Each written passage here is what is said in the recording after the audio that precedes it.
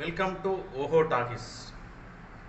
నిన్న తెలంగాణ మంత్రి కొండా సురేఖ చేసిన వ్యాఖ్యలపైన అటు సోషల్ మీడియాలో వివిధ ఛానళ్లలో తర్వాత వార్తాపత్రికల్లో ఆ వార్త అయితే ప్రస్తుతం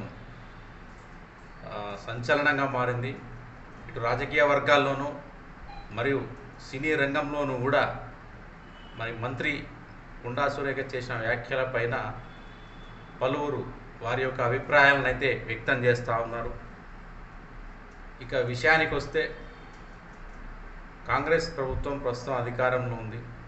కాంగ్రెస్ ప్రభుత్వం అధికారంలోకి వచ్చినప్పటి నుండి బీఆర్ఎస్ పార్టీ పైన కాంగ్రెస్ పార్టీ ఈ రెండు పార్టీల మధ్యన ఒక మాటల దాడి ఒక వారైతే జరుగుతూ ఉంది. ప్రస్తుతం కాంగ్రెస్ ప్రభుత్వం మరి హైదరాబాద్లో హైడ్రా ఆపరేషన్ పేరుతో మరి ఎక్కడైతే చెరువులు ఉన్నాయో ఆ ప్రాంతాల్లో ఉన్న ఇళ్లను కూల్చేయడం అదైతే మనం చూస్తూ ఉన్నాం. అయితే ఈ తరుణంలో మరి మంత్రి కొండా సురేఖ చేసిన వ్యాఖ్యల్లోకి వచ్చినట్లయితే గతంలో అధికారంలో ఉన్న బీఆర్ఎస్ ప్రభుత్వం కన్వెన్షన్ను కూల్చేయాలని అప్పుడు నిర్ణయం తీసుకుంది. అయితే ఆ వివాదం జరిగిన సందర్భంలో మరి అక్కినేని ఫ్యామిలీ నాగార్జున ఎవరైతే ఫ్యామిలీ ఉన్నారో మరి వారి కోడలు నాగ చైతన్య భార్య అయిన సమంతను కేటీఆర్ దగ్గరికి వెళ్ళమని నాగార్జున కోరినట్లు మరి కొండా సురేఖ మీడియాతో చెప్పడం జరిగింది. అయితే ఈ వ్యాఖ్యలను బీఆర్ఎస్ పార్టీ నాయకులు కేటీఆర్తో పాటు చాలామంది నాయకులు వ్యతిరేకిస్తున్నారు. దీనిపైన బహిరంగంగా క్షమాపణ చెప్పాలని ఆమె వ్యాఖ్యలను వెనక్కి తీసుకోవాలని కూడా కోరడం జరిగింది. సినిమా ఇండస్ట్రీకి సంబంధించి కూడా ప్రకాష్ రాజ్ కావచ్చు, సినిమా ఇండస్ట్రీలోని ప్రొడ్యూసర్స్ కావచ్చు, సినీ హీరోలు కూడా వ్యాఖ్యలు చేయడం జరిగింది.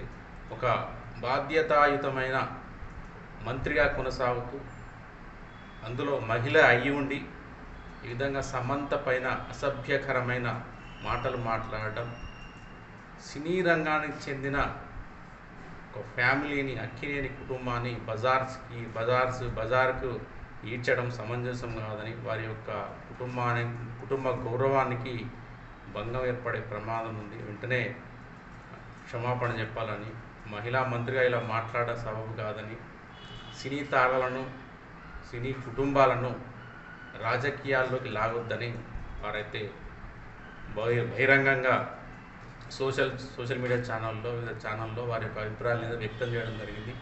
ముఖ్యంగా తెలుసుకున్నట్టయితే ఇప్పుడు ఎందుకంటే కొండా సురేఖ లాంటి వ్యక్తులు మరి ఒక మంత్రి స్థాయిలో ఉండి ఇట్లా మాట్లాడడం అనేది సమంజసం కాదు.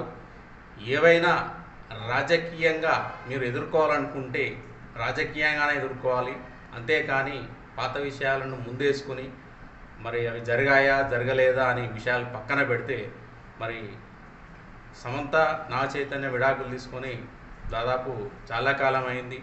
మళ్ళీ వాళ్ళను వార్తల్లోకి తీసుకురావడము, వారి గురించి ప్రస్తావించడం కూడా మరి కొండా సురేఖ ఇలా అసభ్యకరమైన వ్యాఖ్యలు చేయడం కూడా అసమంజసం, అసందర్భం అని కూడా పలువురు అనలిస్టులు కూడా వ్యక్తం చేస్తున్నారు. నా అభిప్రాయం కూడా అదే.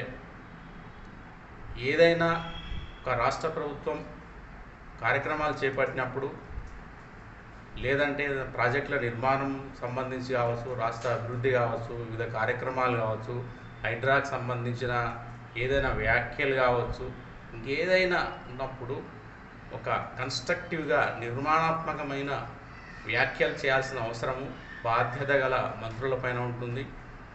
అలా ఎందుకంటే కొండా సురేఖ గారు నిన్న మొన్న రాజకీయాల్లోకి రాలేదు. సుదీర్ఘ రాజకీయ అనుభవం ఉన్న ఒక బీసీ నాయకురాలు, దాదాపు 2 సార్లు మంత్రిగా పనిచేసిన అనుభవం ఉంది. 4-5 సార్లు ఎమ్మెల్యే కూడా ఆమె ఎంపికయ్యారు. మరి అలాంటి వ్యక్తి ఒక మహిళ పట్ల అట్లా మాట్లాడడం అనేది కరెక్ట్ కాదు. ఒకవేళ ఏమైనా ఆరోపణలు ఏదైనా ఈ వివాదానికి సంబంధించి ఏమైనా లీగల్గా ఒకవేళ ఆధారాలు ఉంటే వాటిపైన మాట్లాడడానికి కొంత ఆస్కారం ఉంటుంది. కానీ వాళ్ళ ఫ్యామిలీ నుంచి ఎవరు బయటకు వచ్చి కేటీఆర్ పైన కానీ బీఆర్ఎస్ నాయకుల పైన కానీ ఎటువంటి వ్యాఖ్యలు చేయలేదు. అలాంటప్పుడు అలా సమంతను నాగచైతన్య పైన అక్కినేని నాగార్జున పైన వ్యాఖ్యలు చేయడం అనేది కరెక్ట్ కాదు. ఎవరో దారిన పోయే దానయ్య మాట్లాడాడంటే ఒక అర్థం ఉంటుంది, లేదంటే ఒక సామాన్య వ్యక్తి ఒక కామన్ మ్యాన్ మాట్లాడినంటే ఒక అర్థం ఉంటుంది. సోషల్ మీడియాలో పుకార్లు షికార్లు అంటే ఒక అర్థం ఉంటుంది. కానీ అనుభవం ఉండి, సుదీర్ఘ రాజకీయ అనుభవం ఉండి, ప్రస్తుతం మంత్రిగా ఉండి, ఒక మహిళ అయి ఉండి మరి సమంత పట్ల అట్లా మాట్లాడడం అనేది సమంజసం కాదు.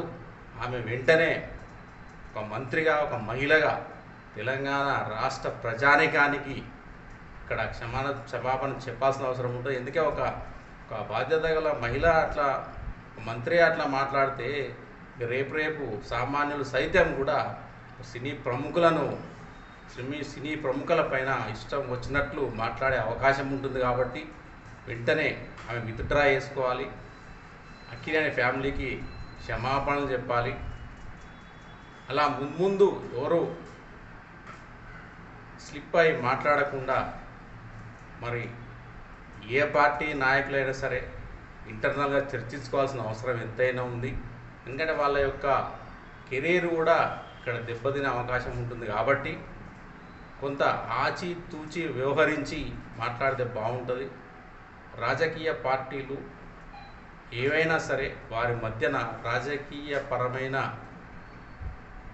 మాటలు, రాజకీయపరమైన ఎదురుదారులే ఉండాలి తప్ప సంబంధం లేని వ్యక్తులను అంశాల్లోకి లాగి వారి గురించి చర్చించడము, అబాసు పాలు చేయడము, లేనిపోని అంశాలను వెలికి తీయడము, వారి యొక్క గౌరవాన్ని, ప్రతిష్టను దెబ్బతీసే ప్రయత్నం చేయడం అనేది సమంజసం కాదు.